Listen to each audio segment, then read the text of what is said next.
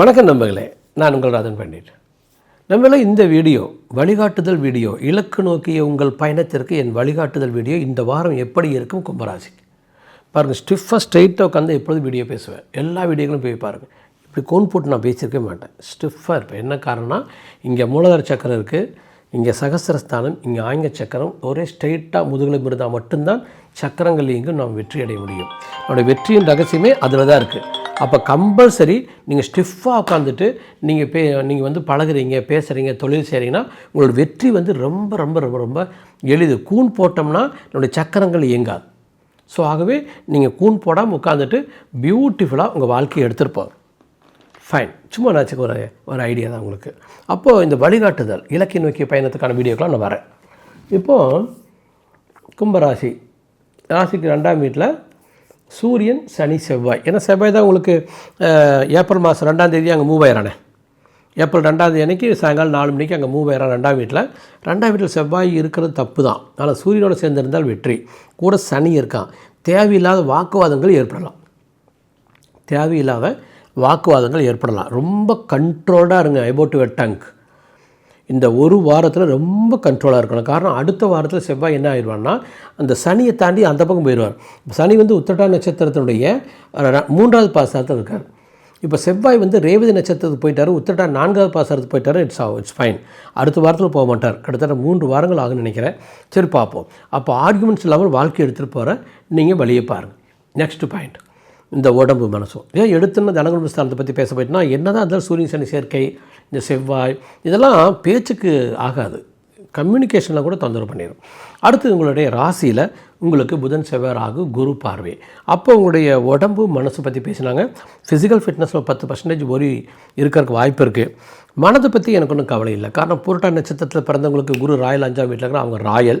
அடுத்தது சதய நட்சத்திரத்தில் பிறந்தவங்களுக்கு ராகு தன் ஜென்ம ராகுவாக இருந்தாலும் கூட குரு பார்வை அருமை. செவ்வாய் நட்சத்திரம், அதாவது அவிட்ட 3, 4ஆவது பாதத்துக்கு மட்டும்தான் மனக்கவலை இருக்கும். ஆனால் மனதை பற்றி நான் இப்போது சொல்கிறேன், 2-3 மடங்கு மனது சரியாக இருந்து பிரயோஜனம் இல்லை. நீங்கள் நாளைக்கு சீஃப் மினிஸ்டர் பார்க்குறீங்க, கவர்னர் பார்க்குறீங்க, கலெக்டர் பார்க்குறீங்கன்னா அவங்க சோஃபிஸ்டிகேஷன் இருக்கிறதுனால அவங்க மனது குறைந்தது 100 மடங்கு தெளிவாகவும் தைரியமாகவும் இருக்கும். அப்போது ஒரு சீஃப் மினிஸ்டர் நீங்கள் நல்லா பார்க்கணும், அங்கே நீங்கள் மீட்டிங்கில் ஜெயிக்கணும், மந்திரி நீங்கள் ஜெயிக்கணும், நீங்கள் ஒரு மிகப்பெரிய ஆளாக மாறணும்னா உங்கள் மனது 200-300 மடங்கு தெளிவாகவும் தைரியமாகவும் திடமாகவும் இருக்கணும்.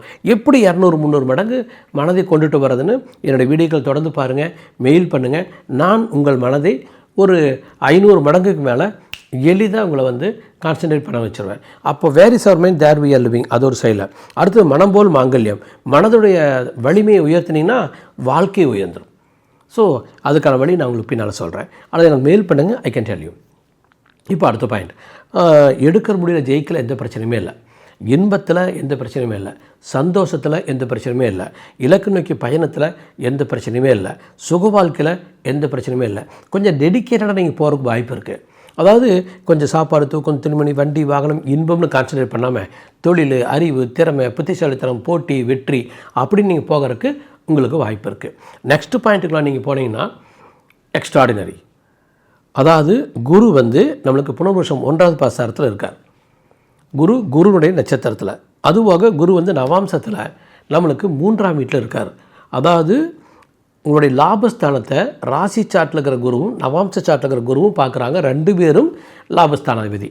அப்போ யோசிச்சு பாருங்கள், லாபம், வெற்றி, வெகுமதி தரக்கூடிய ஒரு அற்புதமான குரு 5ஆம் வீட்டில் புனர்வருஷம் 1ஆவது பாசாரத்தில். 2ஆவது பாசாரத்தில் மாறும் பொழுது குரு உங்களுக்கு 12ஆம் வீட்டில் நீசம் அடைஞ்சிடும். ஸ்டில் மேனேஜபிள் தான். அப்போ டெஃபினட்டாக பெயர், புகழ், மரியாதை அருமை, குழந்தைகளோட அருமை, நிம்மதி அருமை, வயதில் மூத்தவங்களோட அருமை, எதிர்கால திட்டத்துக்கு அருமை, எதிர்கால லட்சியங்களுக்கு அருமை, இலக்கு நோக்கிய பயணங்களுக்கு அருமை. அந்த குரு ஒருத்தர் போதும், எல்லாமே வெற்றி. காரணம், உங்கள் ராசியில் இருக்கிற புதனையும் ராகுவும் குரு பார்க்குறாரு. அதனால தான் அந்த புதன் தப்பு பண்ண மாட்டான், ராகு தப்பு பண்ண மாட்டான். இல்லைன்னா ஜென்ம ராகு எல்லாம் புதன், இது தப்பு. ஸ்கின் டிசீஸ், துன்பம், தோல்வி, பயணங்கள் தோல்வின்னு கொண்டுட்டு போயிடும். அதெல்லாம் உடச்செறியறது இந்த குருனால். அப்போ பயணம் பண்ணலாம், ட்ராவல் பண்ணலாம், மீட் பண்ணலாம், எக்ஸ்ட்ராடினரியாக ஜெயிக்கலாம் இந்த குரு 5ஆம் வீட்டில் இருக்கிறனால. 6க்குரிய சந்திரன் உங்களுக்கு வந்து 7ஆம் வீட்டில் முதல் ஒரு 1.5 நாளைக்கு. அதன் பிறகு உங்களுக்கு சந்திராஷ்டமம் 8ஆம் வீட்டில். 8க்குரியவன் வந்து புதன் வந்து உங்களுக்கு உங்கள் ராசியில். அடுத்தது உங்களுக்கு செவ்வாய் வந்து உங்கள் சந்திரனை பார்க்குறான். 8ஆம் பார்வையாகவோ அல்லது 7ஆம் பார்வையோ பார்க்குறான். அப்போ இது சந்திரமங்கல யோகம் அப்படின்னு எடுத்துக்கலாம் ஒரு பாயிண்டில். குருவுக்கு 4ஆம் வீட்டில் சந்திரன் இருக்கனால அது ஒரு வகையான கஜகேசரி யோகம்னு சொல்லலாம். அப்போ சந்திராஷ்டமத்தை நம்ம டிஃபெண்ட் பண்ணிக்கலாம். அப்புறம் 9 சந்திரன் 10 சந்திரன் வரைக்கும் ட்ராவல் ஆகும் பொழுது இட்ஸ் ஓகே. எதிரியும் போட்டியும் பொறாமையும் என்றைக்கும் கும்பராசிக்கு இருந்துகிட்டே இருப்பாங்க. அது உங்களுக்கு தெரியுமா? காரணம் 6க்குரிய சந்திரன் தொடர்ந்து மூவ் ஆகிட்டே இருக்கனால.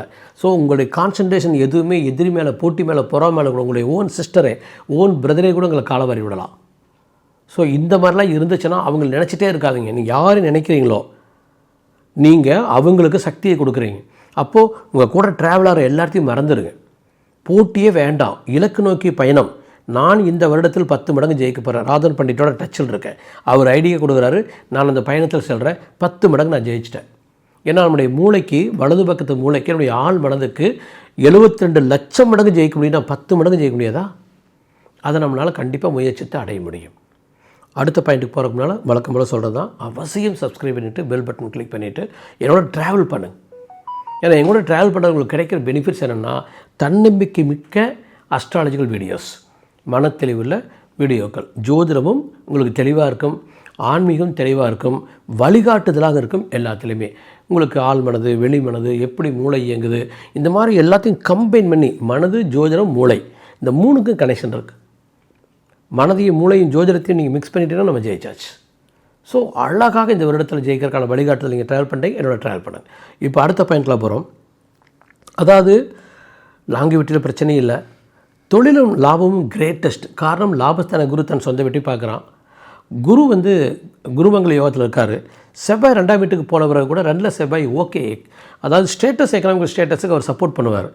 வாக்குவாதத்தை கொடுத்துறத தவிர பற்றி ஆக்கி எதுலேயும் தப்பு சொல்ல முடியாது. அப்போது தொழில் விருத்தியில் உங்களுக்கு அருமையாக இருக்கும். உங்கள் ஜாதகத்தை நல்லா அஸ்ட்ராலஜிட்டு பாருங்கள். உங்களால் எவ்வளோ தொழிலை முன்னேற முடியும். இப்போ இந்த வருடத்தில் 2026 வருடத்தில் நம்ம ஜெயிச்சாகணும். என்ன காரணம்னா, ஒன்றும் படு தோல்வி அல்லது வெற்றி இந்த வருஷம் மேக்ஸிமம் எல்லாத்துக்குமே. கல்ஃப் கண்ட்ரிஸ் வார் நம்ம சொல்லிகிட்டே இருந்தோம். இந்த ராகு குரு வீட்டில் இருக்கிறது, சனி வீட்டுக்கு இறங்கிறது, அதன் பிறகு ராகு சாரை வாங்கிறது, சனி சாரை வாங்கிறது, குரு சாரை வாங்கிறது, இதெல்லாம் ஒரு சிலருக்கு ஒண்டர்ஃபுல், ஒரு சிலருக்கு ஒஸ்ட்டு.